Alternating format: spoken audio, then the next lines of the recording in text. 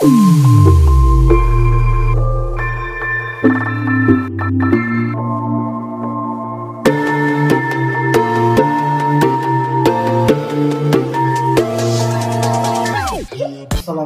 warahmatullahi wabarakatuh. Bertemu kembali bersama saya Hairil di Batabas Channel. Kali ini kita akan menyambung kisah waktu kita silaturahmi ke rumah Bang Amin, atau yang lebih dikenal dengan Guru Amin, bisa juga dengan sebutan Amang Amin Kayu Tangi. Jadi sewaktu acara manakib di rumah beliau kemarin, kita ada sedikit minta cerita dari Guru Ajit waktu itu, dan ternyata beliau pun ada cerita misteri juga, cerita pengalaman beliau waktu di rumah mertua beliau di Landasan Ulin. Untuk mengetahui bagaimana ceritanya, mari kita simak dan tonton terus Batabas Channel. Salam dari kami. Jadi sebelumnya kita mengucapkan terima kasih banyak atas kehadirannya, undangan yang kita undang dari Batabas, harapan Batabas dalam menghadiri acara manakib. Saya Salman, alhamdulillah rekan-rekan Batabas dan sanak di Batabas alhamdulillah banyak berhadir. Mungkin ada sedikit pengalaman karena ada yang bertanya masalah pengalaman spiritual lah ataupun horor. Mungkin kalau horor terlalu singkat ceritanya, mungkin ada horor, ada atau mau horor dulu atau pengalaman spiritual dulu kira-kira. Yang menurut Pian yang agak bisa ya, yang dua-duanya ya. Yang horor kan singkat. Yang horor singkat. Kita ceritain horor aja dulu lah. Dari kebetulan ceritanya ini di rumah mertua kita di Landasan Ulin. Mungkin yang di Palu 23. Ya, di Palu 23. Mungkin Guru Ali sudah tahu tempatnya, Guru Piat juga sudah tahu tempatnya, Guru Hairil juga kameramen sudah tahu tempatnya. Jadi pada waktu malam, kita kan ini kan posisi di Banjarmasin nih, ini rumah kita di Banjarmasin. Kita kerja 1x24 jam. Istri kebetulan ada di Palu 23. Jadi malamnya kita pulang rumah dalam keadaan capek, ngantuk di jalan sampai jam 11 sampai rumah, jam 23.00 sampai di rumah. Kita sempat mandi tuh karena kecapean, langsung tidur. Kebetulan tempat kamar tidur tuh kamar tidur bekas istri kita lagi bujangan, di situ tempatnya tidur. Pas kita mau tidur, istri itu sudah tidur di posisinya yang membukakan pintu. Kebetulan ada ipar yang membukakan pintu. Kita tidurlah di sampingnya. Ini dalam keadaan capek, sempat mandi, takut rematik. Jadi langsung tidur dalam keadaan capek.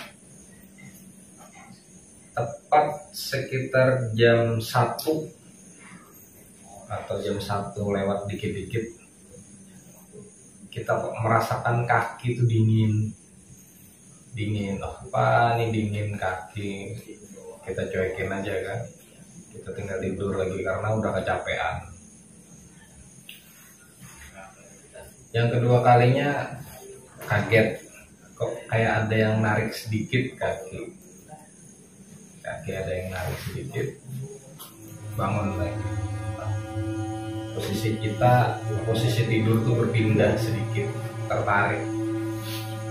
Tapi karena kita berpikir positif aja, keadaan capek, dia tetap melanjutkan tidur. Nggak mikir macam-macam. Pada waktu itu nggak mikir gaib atau diganggu, nggak sempat kepikiran karena badan capek. Pas yang ketiga kalinya, bukan kaki lagi yang ditarik, tangan kita yang ditarik. sampai posisi kita dari asalnya kita tidur ditarik sampai terduduk. Jadi dari posisi tidur ditarik sampai terduduk, tangan kita ditarik. Mungkin perasaan jengkel sudah ada mungkin. Kok ini kayak perasaan udah nggak enak udah dari pertama, kedua, dan yang ketiga.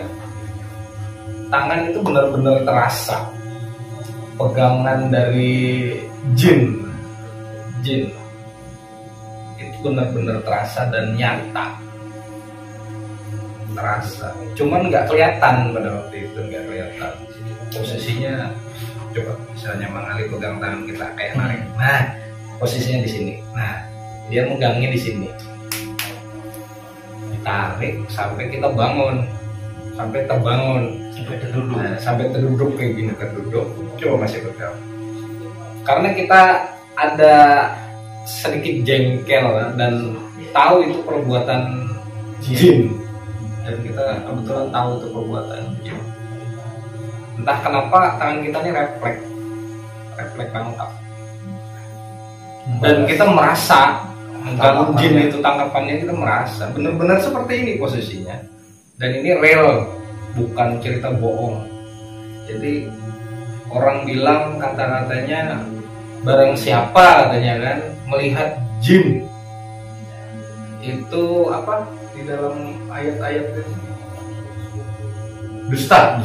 Nah ya kan, mungkin dusta atau musyrik itu terserah lah apa kata mereka di luar sana. Yang pasti yang kita ceritakan ini cerita real, pengalaman. Mau itu dibilang bohong itu hak yang menonton. Tapi saya yakin kalau orang yang benar-benar punya pengalaman mistis pasti tidak akan mendustakan cerita kita. Nah, jadi keadaannya posisi dia tarik, kita langsung refleks nangkap tangannya. Yang kita rasa nih tangannya ini bukan tangan sebesar inilah. Ini tangan tukang ini. Tangan tukang besar. Tapi kalau tangan yang kita tangkap itu tangan jin itu seperti kecil. Rasanya ini kayak apa ya? Kecil ya seperti ini. Tangannya ini kecil dan panjang. Nah, itu kebetulan pada waktu menarik, asalnya kan nggak kelihatan nih tangan jin. Pas kita tarik begini, itu keluar dari dunia gaibnya itu keluar.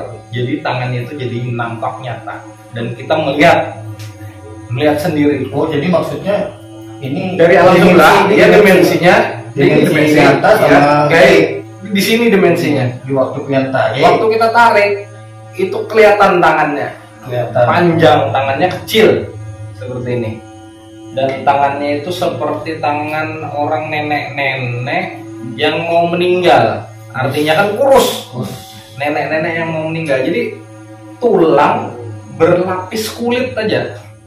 Jadi bisa dibayangkan mungkin tulang berlapis kulit itu seperti apa. Nah itu bisa dibayangkan. Panjang. Itu rencana kita mau kita keluarkan dia dari alam sebelah dia itu. Mau kita tarik. Pas kita mau narik begini, dia langsung hilang. Tangannya langsung hilang. Tetap keluar langsung hilang. Nggak sempat kita rencana mau kita keluarkan, kalau sudah keluar mau kita hajar gitu. Karena pengalaman minyak ruang lepas hilang. Iya. Nah itu pengalaman yang nyata, dan kebetulan kita, mohon maaf, kita nggak ada takut sama sekali sama mereka. Setelah beberapa pengalaman kita nggak ada takut lagi. Kalau asalnya dulu mungkin takut, awal-awal mungkin takut. Alhamdulillah mungkin gara-gara pernah belajar tenaga dalam. Nah ini kembali lagi tenaga dalam, karena kita pernah belajar tenaga dalam, ada punya sedikit belajar pernah amaliyah tenaga dalam. Mungkin bisa kita sebutkan mungkin perguruannya ya kan. Mungkin pernah perguruan Pagar Nusa pernah. Pagar Nusa pernah, Al-Hikmah pernah, dan masih banyak perguruan-perguruan lain yang pernah kita ikutin, dan amaliyah-amaliyahnya pernah kita kerjakan. Dan alhamdulillah pengalaman-pengalaman spiritual banyak kita dapatkan. Dari belajar tadi Dan menentang iya. akhirnya tidak ada Akhirnya tidak ada rasa takut. Bahkan berapa kali ini dari yang cerita yang tadi udah keluar, udah habis nih lah, udah habis dan kita tidur lagi, alhamdulillah nggak ada gangguan lagi. Itu mungkin pendek ceritanya, ya kan. Itu pengalaman kita bertarung lah. Nah, bertarung sama jin lah, enggak. Tapi mereka nggak sempat melakukan perlawanan yang kayak mungkin banyak film-film di lain lah yang tarung kayak apa itu. Alhamdulillah kayaknya nggak ada kayak gitu loh. Kayaknya nggak ada. Ini yang bener-bener real. Yang cerita kita bener-bener real. Pengalaman kita nggak ada. Nggak tahu mereka. Kita nggak bilang itu nggak ada. Tapi kita nggak pernah merasakan yang seperti itu. Jadi maksud beliau ini dari pengalaman beliau nggak pernah bertarung dengan jin. Kalau yang di luar sana pernah bertarung dengan jin, maka senjata ini itu mereka. Tapi kita nggak menyalahkan mereka. Kebetulan kita nggak pernah tarung seperti itu. Jadi pengalaman orang tentang hal gaib itu berbeda. Itu cerita pertama masalah yang itu. Ada juga pada waktu itu kita dikasih batu, orangnya sudah meninggal. Batu tarikan dari alam sebelah. Yang ngasih itu bukan orang lain juga. Yang ngasih itu Pak D angkat, bukan Pak D kakaknya bapak, bukan. Tapi ini Pak D angkat karena dia itu sudah terlalu dekat sama orang tua. Jadi orang tua kita tuh anggap dia itu kakak lah. Seperti kayak beliau nih berdua. Memang nggak ada hubungan sedarah, tapi kita anggap beliau kayak kakak kita sendiri. Nah itu seperti itu. Kebetulan kakaknya itu tuh, kakak orang tua kita tuh punya kelebihan, bisa menarik benda dari alam sebelah. Dan kebetulan itu dikasihkan ke kita. Pengalamannya itu pada waktu kita taruh di lemari. Pengalamannya itu di dalam wadah. Di dalam lemari itu kita kasih wadah lagi, wadahnya kayak wadah. Jadi sudah di dalam lemari dikasih wadah, dikasih tempat kayak tempat naruh cincin emas, yang segi empat ya, segi empat. Nah itu kita taruh di dalam lemari lagi. Jadi lemarinya itu goyang-goyang. Kita nggak paham masih itu. Kenapa goyang-goyang itu? Goyang-goyang nggak paham. Lemari kok goyang-goyang. Kita tinggal tidur aja. Ini bukannya kita bisa melihat jin atau apa, enggak, cuman memang kita melihat gitu loh. Memang kita ngelihat. Pas tidur lagi nih, mainnya tidur lagi. Cuman kita bingung lah. Kenyataannya waktu kita melihat jin tuh pada waktu kita itu tertidur gitu. Bukan waktu kadang kita terjaga gini malah agak jarang. Tapi kalau kita tertidur itu pada waktu mata kita nutup itu kita bisa lihat orang jalan. Jin tuh jalan, kita lihat 3 orang nih, siapa yang kita lihat dalam lemari 3 orang. Woi, kamu siapa? Aku pada kenal gitu. Bahasa Banjarnya, kamu ini siapa? Saya nih nggak kenal sama kamu gitu. Terus mereka tuh malah datang. 3-tiganya tuh nyekik kita. Pada waktu dicekik, alhamdulillah kita melakukan perlawanan lah. Mungkin kalau disebut bacaannya mungkin terlalu terlalu jelek pak. Kita baca. Mungkin kalau kita sebutkan bacaannya itu sejenis kayak pengakuan ketuhanan jadinya akhirnya. Jadi bisa dibilang kafir lah kalau kita mengucapkan ini. Jadi mending nggak usah diucapkan apa bacaannya. Masalahnya takutnya anggapan orang lain pas kita ucapkan langsung mereka itu lepas. Pas mereka lepas, ya itu tadi kejadian kedua kali mau kita kejar udah hilang dan kita lupa bahwa ini di dalam kamar gitu loh. Jadi pada waktu kita kejar kita malah nabrak dinding. Kita lupa bahwa itu di kamar. Soalnya pada waktu kita nutup mata ini kayaknya nggak lain kamar gitu loh. Kayak orang leluasa bebas kayak di tempat luas gitu. Jadi waktu yang berlari menyasar. Kaget. Tahu pas kita anggap yang si datang ini nyata.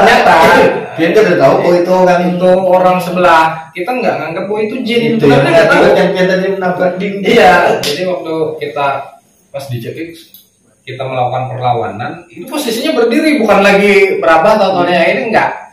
Posisinya sudah berdiri, dan pada waktu kita melakukan perlawanan itu keadaan ini lalu berubah jadi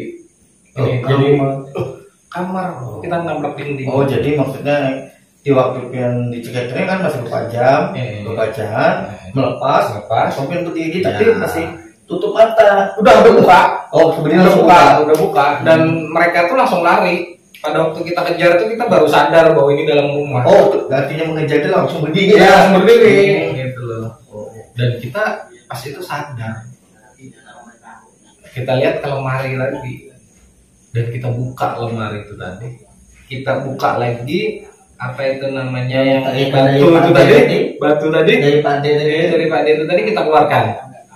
Mungkin kodam dari batu ini mungkin ya, kita nggak tahu karena larinya ke sana. Kalau larinya ke lemari mungkin dalam situ, tapi firasat kita mungkin ini mungkin kodamnya batu ini, mungkin nggak bisa napas, nggak tahu lah, mungkin nggak bisa napas. Jadi lemari kita buka, batunya itu kita keluarkan. Jadi posisinya setiap kita nyimpen barang berkodam itu hampir nggak pernah lagi dalam lemari.